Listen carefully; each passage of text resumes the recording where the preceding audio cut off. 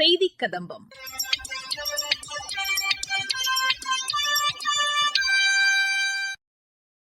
இன்றைய செய்தி கதம்பத்தில் எல்னினோ பாதிப்பை தடுக்க மேற்கொள்ளப்படும் நடவடிக்கைகள் பற்றிய செய்தி தொகுப்பு, குழந்தை தொழிலாளர் முறை ஒழிப்பு குறித்த தகவல்கள் மற்றும் மத்திய அரசின் சமூக வலைதள பதிவுகள் உள்ளிட்டவை இடம்பெறுகின்றன. எல்னினோ பாதிப்புகளை தடுக்க நவீன தொழில்நுட்பம் மூலம் மேற்கொள்ளப்படும் நடவடிக்கைகள் குறித்து எமது சேலம் மாவட்ட செய்தியாளர் வழங்கும் செய்தி தொகுப்பு. உழுதுண்டு வாழ்வாரே வாழ்வார், மற்றெல்லாம் தொழுதுண்டு பின் செல்பவர் என்கிறார் திருவள்ளுவர். கால நேரம் பார்க்காமல் உழைக்கும் விவசாயிகளின் கடும் உழைப்பின் காரணமாகவே மற்றவர்கள் எல்லாம் உணவின் தேவையை பூர்த்தி செய்து கொள்ள முடிகிறது. ஊருக்காக உழைக்கும் விவசாயிகளின் நலனுக்காக மத்திய மாநில அரசுகள் பல்வேறு மக்கள் நலத்திட்டங்களை செயல்படுத்தி வருகின்றன. எனினும் பருவநிலை மாற்றமும் காலநிலை மாற்றமும் விவசாயிகளை கவலைக்குள்ளாக்கி விடுகின்றன. எல்னினோ பாதிப்பால் வறட்சிக்குள்ளாகும் மாவட்டங்களில் ஒன்றாக சேலம் மாவட்டம் இருக்கும் என கணிக்கப்பட்டுள்ளது. இதனால் சேலம் மாவட்டத்தில் எல்னினோ பாதிப்புகளை தடுக்கும் வகையில் வேளாண்மைத்துறை அதிகாரிகள் தீவிரம் காட்டி வருகின்றனர். சேலம் மாவட்டம் தலைவாசல் வட்டாரத்தில் விவசாயிகள் அதிக அளவில் பருத்தி பயிரிட்டுள்ள நிலையில் அதற்கான தண்ணீர் தேவையை பூர்த்தி செய்திடும் விதமாக PPFM எனப்படும் தொழில்நுட்பத்தை வேளாண்மைத்துறை அறிமுகப்படுத்தி விவசாயிகளுக்கு பயிற்சி அளித்து வருகிறது. 10 லிட்டருக்கு 100 மில்லி என்ற அளவீட்டில் பயன்படுத்தப்படும் இந்த பாக்டீரியா நுண்ணுயிரி மூலம் பயிர் சாகுபடிக்கான தண்ணீர் தேவை பெருமளவு குறையும் என்பதால் வறட்சி காலத்திலும் மகசூல் பாதிக்காமல் தடுக்க முடியும் என்கிறார் மத்திய அரசு திட்டங்களுக்கான வேளாண்மைத்துறை துணை இயக்குனர் கண்ணன். பயிரில் தெளிப்பதன் மூலம் பயிர் வளர்ச்சி ஒரு 10 to 15 நாட்கள் வறட்சியை தாங்கி வளரக்கூடியதாகவும் வறட்சி பாதிப்பிலிருந்து ஏற்படக்கூடிய மகசூலை தவிர்ப்பதாகவும் அமைகிறது. ஒரு 20 நாள் 25 நாள் இடைவெளியில் இருமுறை தெளிப்பதன் மூலம் மகசூல் இழப்பை தவிர்த்து விவசாயிகள் இந்த வறட்சி பாதிப்பிலிருந்து மீண்டு பயிர் மகசூலை குறைவில்லாது பெற்று நல்ல மகசூலும் நல்ல வருமானம் அடையலாம் என தெரிவித்துக் கொள்கிறேன். தலைவாசல் வட்டாரத்தில் வேப்பநத்தம், சிறுவாச்சியூர் உள்ளிட்ட பல்வேறு கிராமங்களில் ஆயிரக்கணக்கான விவசாயிகள் பருத்தி, மக்காச்சோளம், கடலை பயிரிட்டுள்ளனர். தென்மேற்கு பருவமழை பெரிய அளவில் கை கொடுக்காத நிலையில் வேளாண்மைத்துறை அறிமுகப்படுத்தியுள்ள புதிய தொழில்நுட்பம் தங்களுக்கு பெரிதும் உதவிகரமாக இருப்பதாக விவசாயிகள் தெரிவித்தனர். தண்ணி பற்றாக்குறையிலையும் குறைஞ்ச மகசூல் அந்த தண்ணி இருக்கும்போது என்ன மகசூல் எடுக்கிறோமோ அந்த அளவுக்கு மகசூல் நாங்கள் எடுத்து வரோம். அந்த மாதிரி வேளாண்மை துறையிலிருந்து எங்களுக்கு டெமோ கொடுத்துருக்காங்க. நாங்கள் அதை பயன்படுத்திட்டு வந்துட்டு இருக்கோம். ரிசல்ட் நல்லா இருக்கு. ஆரம்ப காலத்தில் நம்ம பண்ணிக்கிட்டு இருந்த சூழ்நிலையிலிருந்து தண்ணீர் பாய்ச்சக்கூடிய நேரத்தில் இருந்த சூழ்நிலைக்கும் அதே ஈல்டு அதே மகசூலை இந்த நேரத்தில் பாக்டீரியா உரமான PPFM நம்ம பயன்படுத்தும் போது அதே மகசூல் நமக்கு கிடைக்குது. நல்ல லாபகரமாக இருக்குது. திருப்திகரமான பயிர் சாகுபடி என்பது பாடுபட்டு உழைக்கும் விவசாயிகளுக்கு மட்டுமல்ல, அதனால் பயனடையும் பொதுமக்களுக்கும் மகிழ்ச்சி தரக்கூடியதாக இருக்கிறது. குழந்தை தொழிலாளர் முறை ஒழிப்பு குறித்து எமது திருவள்ளூர் மாவட்ட செய்தியாளர் வழங்கும் தகவல்கள்.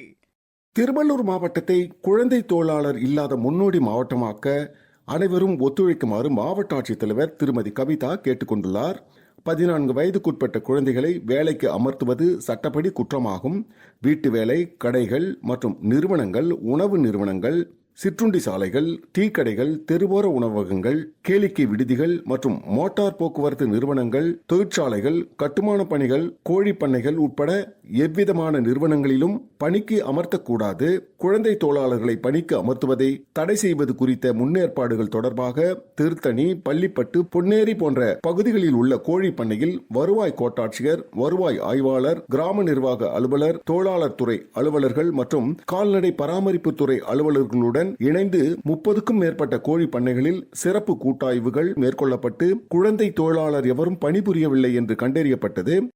மேலும் கோழிப்பண்ணை உரிமையாளர்களிடம் அதற்கான சான்றுகளும் பெறப்பட்டது. கோழிப்பண்ணையில் குழந்தை தொழிலாளர்களையும் கொத்தடிமை தொழிலாளர்களையும் பணியில் ஈடுபடுத்த மாட்டோம் என்ற உறுதிமொழியும் பெறப்பட்டது.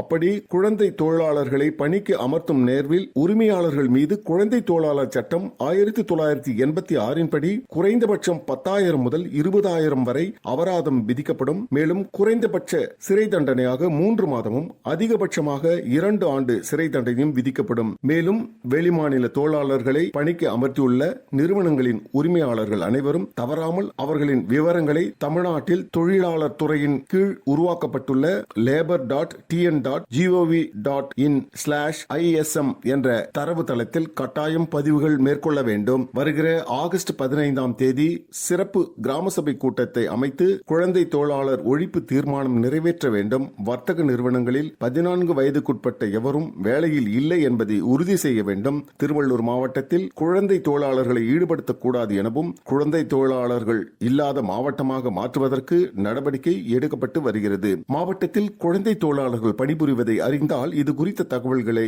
அருகில் உள்ள காவல் நிலையம், முதன்மை கல்வி அலுவலர், மாவட்ட குழந்தை பாதுகாப்பு அலகு உள்ளிட்ட அலுவலகங்களுக்கு தெரிவிக்க வேண்டும் என மாவட்ட ஆட்சித்தலைவர் திருமதி கவிதா தெரிவித்துள்ளார். இயற்கை விவசாயம் மற்றும் நாட்டு விதைகள் குறித்து எமது அரியலூர் மாவட்ட செய்தியாளர் வழங்கும் செய்தி தொகுப்பு. விதைகளே விவசாயிகளுக்கான பேராயுதம் என்கிறார் நம்மாழ்வார். அவ்வகையான நாட்டு விதைகளை விவசாயிகளிடத்தில் கொண்டு செல்லும் வகையில் அரியலூரில் தமிழ்காடு இயற்கை வேளாண் இயக்கம் மற்றும் தமிழ்களம் சார்பில் விதை திருவிழா அரியலூர் அரசு மேல்நிலைப்பள்ளி வளாகத்தில் நடைபெற்றது. வீரிய ஒட்டுரக சாகுபடியில் அதிக அளவில் உரங்கள், பூச்சி மருந்துகள் பயன்படுத்தப்படுவதால் மண்ணின் தன்மை பாதிக்கப்பட்டு உயிரற்ற மண்ணாக மாறி வருகிறது. இதனை தவிர்க்கும் வகையில் விவசாயிகள் இயற்கை முறையில் நாட்டு விதைகள் மூலம் விவசாயம் செய்ய வேண்டும் என வலியுறுத்தப்பட்டு வருகிறது. ஒவ்வொரு விவசாயியும் விதைகளில் தற்சார்பு நிலையை அடைய வேண்டும். விதைக்காக பன்னாட்டு நிறுவனங்களை நாடுவதை விவசாயிகள் தவிர்க்க வேண்டும். நாட்டு விதைகளை பயன்படுத்தினால் நமக்கான விதைகளை நாமே உற்பத்தி செய்து கொள்ள முடியும். கண்காட்சியில் மறந்து போன நெல் ரகங்களான நவரா, கல்லுருண்டை, பால்குட வாழை, மாப்பிளை சம்பா, கருப்பு கவுனி உள்ளிட்ட பல்வேறு பாரம்பரிய வகை நெல் விதைகள், நாட்டுக்கம்பு, குதிரைவாளி, சோளம் உள்ளிட்ட சிறுதானிய விதைகள், கடலை, உளுந்து, முந்திரி, நாட்டுப்பருத்தி விதைகள், மூலிகை செடிகள் உள்ளிட்டவை கண்காட்சியில் வைக்கப்பட்டு விற்பனை செய்யப்பட்டன. விவசாய உற்பத்தி பொருட்களிலிருந்து மதிப்பு கூட்டு பொருட்களை எவ்வாறு தயாரிப்பது, அதனை எவ்வாறு விற்பனை செய்வது குறித்தும் விவசாயிகளுக்கு விழிப்புணர்வு ஏற்படுத்தப்பட்டது. விதை திருவிழாவில் ஏராளமான விவசாயிகள் மற்றும் பொதுமக்கள் கலந்து கொண்டு தங்களுக்கு தேவையான விதைகளை வாங்கிச் சென்றனர். இது குறித்து விவசாயிகள் கூறும்போது, நம்மாழ்வாருடைய நல்லாசியுடன் பாரம்பரிய விதை திருவிழா நடைபெற்றுக்கிட்டு இருக்கு. எங்களை மாரி இயற்கை விவசாயிகள் அவங்க உற்பத்தி பண்ண இயற்கையில விளைய வைக்கப்பட்ட நாட்டு சர்க்கரை, அரிசி, காய்கறிகள் விதைகள் இது எல்லாமே கொண்டு வந்திருக்கிறோம். இது மக்கள் மத்தியில பாத்தீங்கன்னா இங்க ஒரு நல்ல வரவேற்பு இருக்கு. கெமிக்கல் உரத்தை பயன்படுத்தி ஆரோக்கியம் எல்லாருக்குமே போயிடுச்சு. பாரத பிரதமர் மதிப்பிற்குரிய நம்ம நரேந்திர மோடி ஐயா அவர்கள் இயற்கை விவசாயத்திற்காக நிறைய பல்வேறு திட்டங்களை கொண்டு வந்திருக்காங்க. இந்த திட்டத்துல நாங்கெல்லாம் பயனடைஞ்சிட்டு இந்த மாதிரி இயற்கை விவசாயத்தை ரொம்ப ஆர்வமா செய்யறோம். அப்படி பண்ணும்போது எல்லாருமே பலன் அடைகிறோம். நம்ம பாரம்பரியத்தை விட்டுட்டு ரொம்ப நாள் ஆச்சு வந்துட்டோம். இப்ப அந்த பாரம்பரிய ரகங்களுடைய விதைகள் அதை டெவலப் பண்ணணும். மத்திய அரசின் சமூக வலைதள பதிவுகள் மக்களுக்கு அதிகாரம் அளிக்கும் வகையிலும் வளர்ச்சியடைந்த இந்தியாவிற்கான அவர்களது பங்களிப்பை ஊக்கப்படுத்தும் வகையிலும் அரசு செயல்பட்டு வருவதாக மத்திய அரசின் சமூக வலைதளத்தில் தெரிவிக்கப்பட்டுள்ளது. பிரதமரின் வீட்டு வசதி திட்டத்தின் கீழ் ஏழை மக்களுக்கு வீடு மட்டுமின்றி பல்வேறு திட்டங்களின் ஒருங்கிணைப்பு வாயிலாக குடிநீர், மின்சாரம், சமையல் எரிவாயு மற்றும் கழிவறை உள்ளிட்ட அடிப்படை வசதிகளும் கிடைப்பதாக மத்திய ஊரக வளர்ச்சி அமைச்சகத்தின் சமூக வலைதளத்தில் கூறப்பட்டுள்ளது. துளசி, மஞ்சள், சுக்கு போன்றவற்றை உட்கொள்வது மற்றும் முறையான யோக பயிற்சி மூலம் பருவமழைக்கால நோய் பாதிப்புகள் வராமல் தடுக்கலாம் என்று ஆயுஷ் அமைச்சகத்தின் சமூக வலைதளத்தில் தெரிவிக்கப்பட்டுள்ளது. போதைப்பொருள் ஒழிப்பு குறித்து இளையோர் உறுதிமொழி ஏற்றுக்கொள்ள வேண்டியதன் அவசியத்தை மத்திய இளைஞர் நலன் மற்றும் விளையாட்டு அமைச்சகத்தின் சமூக வலைதளத்தில் வலியுறுத்தியுள்ளது.